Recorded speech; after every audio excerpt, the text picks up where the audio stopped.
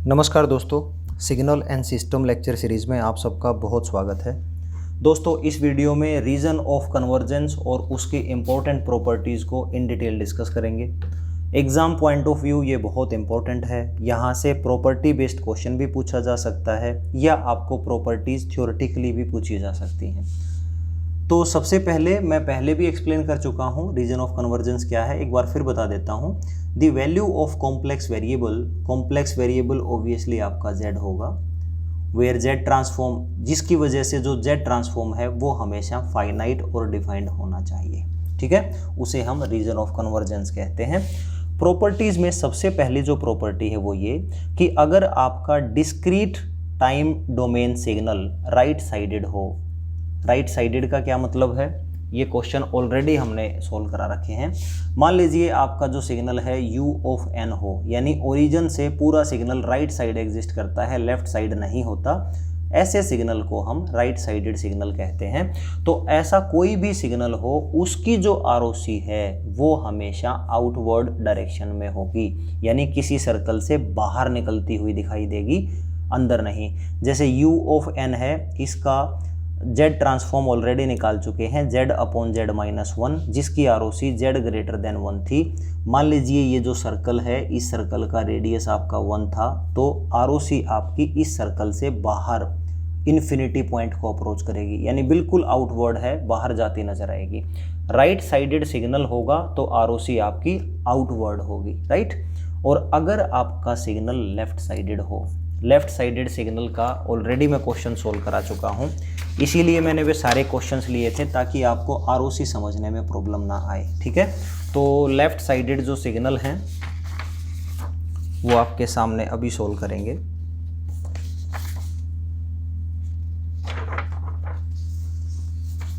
ये देखिए यहाँ पे ये जो सिग्नल था u ऑफ -n-1, -1 से लेके -इन्फिनिटी तक ये सिग्नल लाई करता था, यानी ओरिजिन से ये पूरा सिग्नल लेफ्ट साइड एग्जिस्ट करता है। तो जब इसकी ROC हमने निकाली थी तो z लेस देन 1 था। z लेस देन 1 का मतलब ये मान लीजिए आपका एक यूनिटी सर्कल है, तो जो इसकी ROC है z लेस देन 1, यानी इसी सर्कल के अंदर अंदर ही इसकी ROC एग्जिस्ट करेगी। तो इस ROC को कहेंगे लेफ्ट साइडेड सिग्नल। अगर डिस्क्रीट टाइम डोमेन सिग्नल है तो उसकी ROC इनवर्ड होगी, यानी किसी सर्कल के अंदर ही रहेगी, उससे बाहर नहीं जाएगी। तो ये आपकी दूसरी प्रॉपर्टी है। फिर नेक्स्ट बात करते हैं, if ROC of z transform includes unit circle, तो फिर क्या होगा। अगर किसी भी z ट्रांसफॉर्म एक्सप्रेशन में ROC यूनिट सर्कल को इंक्लूड कर लेती है तो हमें पता लगेगा कि वो सिग्नल या जो भी सिस्टम है वो हमेशा स्टेबल होगा। ठीक है, और अगर वो स्टेबल होगा तो z ट्रांसफॉर्म जो एक्सप्रेशन मिला है उसमें z को अगर मैं e⁻j⍵ पुट करूं तो वही मेरा डिस्क्रीट टाइम फोरियर ट्रांसफॉर्म भी निकल आएगा। ठीक है, तो z ट्रांसफॉर्म का एक स्पेशल केस है डिस्क्रीट टाइम फोरियर ट्रांसफॉर्म। ठीक है, अगर आपका जो सिग्नल है वो स्टेबल है तो उस स्टेबल सिग्नल का z ट्रांसफॉर्म आप निकालोगे, उसमें z की बजाय e⁻j⍵ पुट करोगे तो डेफिनेटली वो आपका directly discrete time Fourier transform निकल जाएगा। तो यहाँ पे एक मैंने ऐसे ही छोटा सा एग्जांपल लिया है इस पॉइंट को एक्सप्लेन करने के लिए। मान लीजिए z ट्रांसफॉर्म आपका जो है वो है z अपॉन z माइनस 1/2 और इसकी जो ROC है z ऑलवेज ग्रेटर देन 1/2। तो ये जो सर्कल है आपका ये वाला, ये मान लीजिए 1/2 रेडियस का सर्कल है। ठीक है भाई, तो अगर आपकी ROC 1/2 से ज़्यादा है तो इसका मतलब इस 1/2 से आपकी जो ROC है वो हमेशा आउटवर्ड होगी। जब यहाँ से आउटवर्ड ROC होगी तो कहीं ना कहीं रास्ते में z इक्वल टू 1 को वो क्या करेगी, इंक्लूड करेगी। अगर आपका z इज इक्वल टू 1 यानी यूनिटी सर्कल आपका इंक्लूड हो जाए तो ये गारंटी बन जाती है कि वो जो z ट्रांसफॉर्म है, वो जो आपका कोरस्पॉन्डिंग सिग्नल या सिस्टम है वो हर हाल में स्टेबल होगा। ठीक है, आगे बात करते हैं। ROC, if ROC is outward, अगर आपकी ROC आउटवर्ड डायरेक्शन में है जैसे आपका यहाँ इस एग्जाम्पल में मैंने समझाया था, तो आप कहोगे कि जो आपका सिग्नल है या जो सिस्टम है आपका वो कॉजल है। कई बार कंफ्यूज कर देता है कि कॉजल कब है, स्टेबल कब है। तो कॉजल और स्टेबल अगर दोनों हो तो क्या होगा, आरओसी पहली बात आउटवर्ड होगी। आउटवर्ड आरओसी आपको बताएगी कि सिग्नल मेरा कॉजल है। अगर वो स्टेबल भी है तो आउटवर्ड आरओसी आपकी यूनिट सर्कल को भी इंक्लूड करेगी, तभी आप कहोगे कि आपका जो सिग्नल है वो कॉजल भी था और आपका स्टेबल भी था। कॉजेलिटी और स्टेबिलिटी को स्पेशल फोकस करने के लिए मैंने यहाँ 4 एग्जांपल्स लिए हैं, जिससे आप और अच्छे तरीके से इसको समझ सकें। चलो देखते हैं। मान लीजिए आपकी आरओसी ये है, 1/2 रेडियस का कोई सर्कल है। अगर आरओसी इसी सर्कल के अंदर है तो डेफिनेटली आरओसी ये कहना चाहती है कि z is always less than 1/2, ठीक है।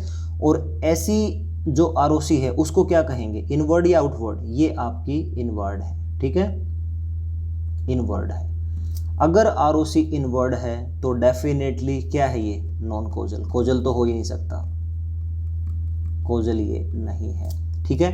और 1/2 रेडियस के अंदर है तो इसका मतलब यूनिटी सर्कल जो होगा हमारा उसको भी ये इंक्लूड नहीं करती, तो इसका मतलब आपका जो सिग्नल है वो अनस्टेबल भी होगा। तो इस टाइप के प्लॉट देख के आप समझा सकते हो कि आपका ये ना तो कॉजल है और ना ही स्टेबल है। अब आते हैं दूसरी प्रॉब्लम पे। दूसरी प्रॉब्लम में मैंने 2 सर्कल बना रखे हैं। एक सर्कल है मेरा 1/2 रेडियस का, दूसरा सर्कल है 2 रेडियस का। आरओसी आपकी 1/2 और 2 इसके बीच में है बेटे, इसके बीच में है, तो इसको हम कह देते हैं कि आरओसी ने क्या बनाया, रिंग बना रखा है, ठीक है। तो ये चीज़ आप हमेशा हमेशा के लिए समझ लें, अगर आपकी आरओसी रिंग बनाती है तो इसका मतलब हम इसे आउटवर्ड नहीं कहेंगे। क्यों? क्योंकि 1/2 से तो चलो बाहर निकल रही है, लेकिन 2 पॉइंट पे आके रुक जाती है। आउटवर्ड का मतलब है किसी एक पर्टिकुलर पॉइंट से वो इन्फिनिटी पॉइंट तक लगातार बाहर निकलती रहे, तो वो आउटवर्ड आरओसी होगी। और ऐसे आउटवर्ड आरओसी सिग्नल ही आपके कॉजल सिग्नल होंगे। तो अगर कायदे से यहाँ रिंग बनाता है तो उस हाल में आपका जो सिग्नल है वो नॉन कॉजल होगा, ठीक है। अब बात करते हैं स्टेबिलिटी की। 1/2 और 2, इसकी आरओसी कैसे लिखी जाएगी, 1/2 से तो हर हाल में z बड़ा है। क्यों? क्योंकि 1/2 से बाहर आपकी आरओसी निकलती है, लेकिन 2 के अंदर है तो इसका मतलब जो z है वो 2 से छोटा है। तो इस टाइप से आपकी आरओसी डिफाइंड होगी अगर आपको z प्लेन दे रखा हो इस टाइप का। तो लेकिन आपने देखा 1/2 और 2 इसके बीच में डेफिनेटली एक पॉइंट पे 1 भी होगा, और उस 1 को या उस यूनिटी सर्कल को ये आरओसी इंक्लूड तो पक्का करेगी, क्योंकि 1/2 और 2 के बीच में 1 आता है। तो इसका मतलब ये हुआ कि यहाँ से जो यूनिट सर्कल है उसे इंक्लूड किया गया है। अगर यूनिट सर्कल इंक्लूड हो जाता है आरओसी में तो यस, ये आपका क्या होगा बच्चों, स्टेबल सिस्टम, राइट। तो ये आपका स्टेबल होगा बट नॉन कॉजल होगा। अब आते हैं नेक्स्ट पे, थर्ड। मैंने हर टाइप यहाँ पे ली है जानबूझ के, ताकि आपको बहुत अच्छे से कॉन्सेप्ट क्लियर हो सके। यहाँ पे जो आरओसी है, एक सर्कल है जिसका रेडियस 2 है और आरओसी जो है वो आउटवर्ड है। तो यहाँ से ये पता लगता है कि जो आपका z है वो हर हाल में 2 से बड़ा होगा, तभी आपकी आउटवर्ड आरओसी आएगी, ठीक है। अगर आपका z 2 से बड़ा है, 2 से बड़ा तो इन्फिनिटी तक जाएगा, तो डेफिनेटली आरओसी आपकी क्या है, आउटवर्ड है। आउटवर्ड आरओसी होते ही आपका जो सिग्नल है वो क्या होगा, ऑब्वियसली वो सिग्नल आपका कॉजल होगा, तो कॉजल है। लेकिन क्या ये आरओसी यूनिट सर्कल को इंक्लूड करती है? यूनिट सर्कल ये यहाँ 2 है, यूनिट सर्कल कहाँ था, यूनिट सर्कल तो सर डेफिनेटली 2 से छोटा होता है, यानी 1 होगा, यानी वो सर्कल यहाँ रहा होगा। लेकिन यूनिट सर्कल को तो नहीं काटा, 2 से बाहर ही निकल रही है, तो 1 सर्कल को तो काट नहीं पाई, ठीक है। तो इसका मतलब ये है यूनिट सर्कल को इस आरओसी ने इंक्लूड नहीं किया, तो ये आपका क्या होगा, अनस्टेबल सिस्टम, अनस्टेबल आपका सिग्नल है, ठीक है। अब आते हैं लास्ट। ये आपका कोई सर्कल है और ये जो सर्कल है, लेट अस से इस सर्कल का रेडियस 0.5 है। आरओसी कैसी है? इनवर्ड है, आउटवर्ड है? ऑब्वियसली सर एक सर्कल के अंदर ही है तो ये इनवर्ड है, ठीक है। तो आरओसी कैसी है? इनवर्ड। इनवर्ड है तो डेफिनेटली सिग्नल कैसा होगा? Non causal. तो ये तो पता लग गया सर कि नॉन कोजल है, ठीक है। और स्टेबल है या नहीं? 0.5 वाला सर्कल है, यानी जो यूनिटी सर्कल है वो डेफिनेटली कहीं ना कहीं इससे तो बड़ा ही सर्कल होगा। और जो आपकी आरओसी है वो उस सर्कल को क्या करेगी? इंक्लूड नहीं कर रही है, क्योंकि वो इसी सर्कल के अंदर ख़त्म हो जाएगी, तो यूनिटी सर्कल को इंक्लूड नहीं करेगी, जिसकी वजह से मैं कहूँगा कि ये आपका अनस्टेबल सिग्नल भी है, राइट।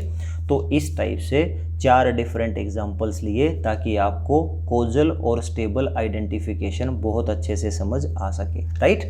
तो this is all about the region of convergence and the properties of region of convergence. तो आई होप दोस्तों ये वीडियो आपको बहुत अच्छे से समझ आया होगा। This is the end of the video. Thank you so much for watching this video.